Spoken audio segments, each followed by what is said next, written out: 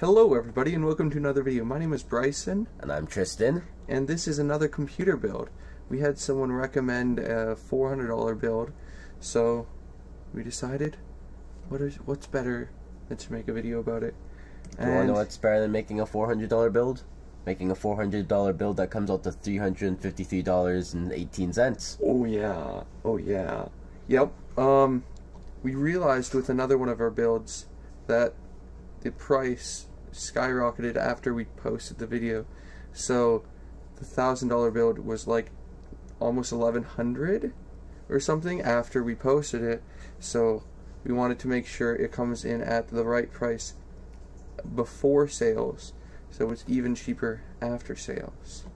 But yeah, this one comes out to $403 without any sales. So I hope you can please forgive us. $3, man. Oh man, you better forgive us, because otherwise we might cry, like Tristan is apparently doing now. But yeah, it's actually a pretty decent computer, way better than I thought we could get for this price. So let's just start with the CPU. CPU is an AMD Athlon. Athlon. Come on, man. 3.4 GHz processor. It's quad core. Yeah. So, a quad core for $80. So it's slightly cheaper than the last one. I guess if you want to spend the extra money, you can upgrade or overclock. Yeah. But yeah, it's pretty cheap for what it does. So that's the advantage of AMD, is really the lower end market. So once you get to like a $2,000 build, most people aren't going to be using AMD anymore, just because there's only so expensive you can get them. But on the lower end ones, like a $350, $400 computer, $80 CPU is more than enough. Then the motherboard, which doesn't really matter. Well, it's just the motherboard that supports everything we want it to do. Triple monitor support, bunch of USBs, yeah, 2 RAM slots, and just fits all the stuff we needed to. Oh, I accidentally bumped the table. Wow, I'm sorry, but we might live in California, and that might have been an earthquake. Or Tristan's just careless with his knees. Yep, basically that one. The weird thing about this motherboard is it actually supports up to 64 gigs of RAM. I wasn't sure if it was that one, so I didn't want to say anything, but it was 2 slots that support 64 gigabytes of RAM. So if you could find 2 32 gigabyte slicks of RAM and put it into this $50 motherboard, you're good. I don't understand why someone would spend that much money on a $50 motherboard to spend the amount of money on 64 gigs of RAM in 2 slots, which I don't even know if you can get. If you look hard enough, you can find anything. Go just download more RAM. Yes, downloadmoreram.com.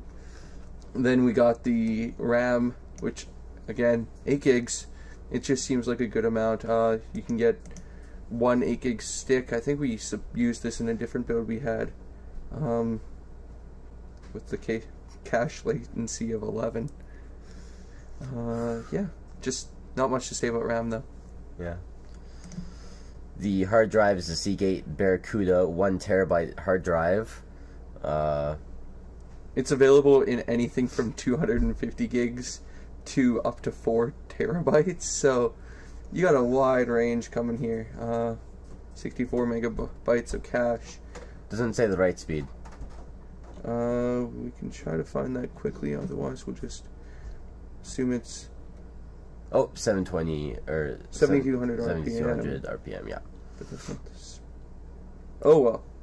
It's good. It'll store up to 16,000 or 33,003. No, how many? 1 terabyte. 16,660 hours of digital music. It's a lot of digital music. It's a lot of EDM, you know. Pop mollies at the club. I don't know why I always make it rain, but I do. Yeah, just the basic things you need. A terabyte hard drive, that's pretty good. Unless you're saving a ton of video or making YouTube videos, a terabyte should do you well. Video card is a EVGA GeForce GT 630 with 2 gigs of onboard DDR3 RAM. GDDR3 RAM, sorry. Yeah. It's got DVI and HDMI. 96 CUDA cores. Yes, CUDA cores. Yeah, we've used this. I believe I used it in the $500 build, so you should be familiar with it by now.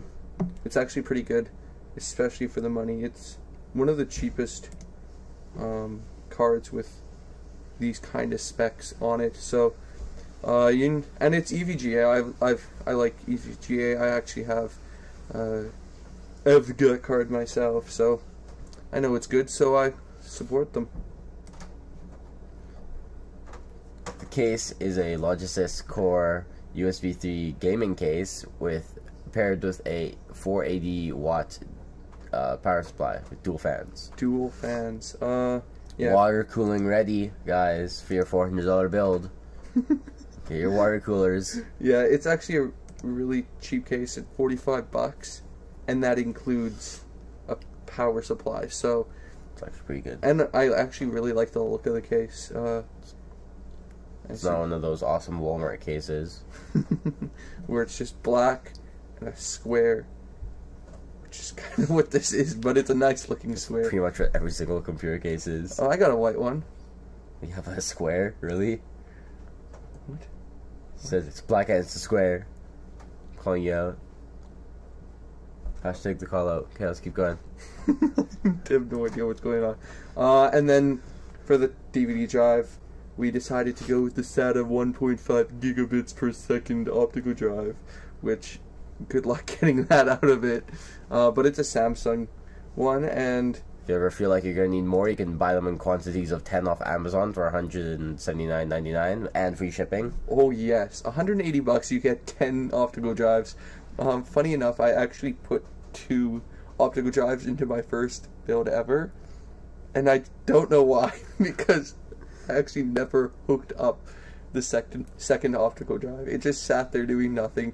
Pretty much what the first one did. I have 2 in my computer at the moment, but that's just because I found one in the closet. I'm like, might as well have a second one because I have an extra SAS slot. Yeah, but realistically, you barely need one unless you're into like hard copies of your games and CDs and all that. You most likely only need it once, and that's to get your operating system on there, unless you get it digitally or USB. Yes, but that's pretty much it with this build. So it actually was under budget, which I hope you guys appreciate. But that's it for this time, and I hope you have a great day. Goodbye. Goodbye, friends.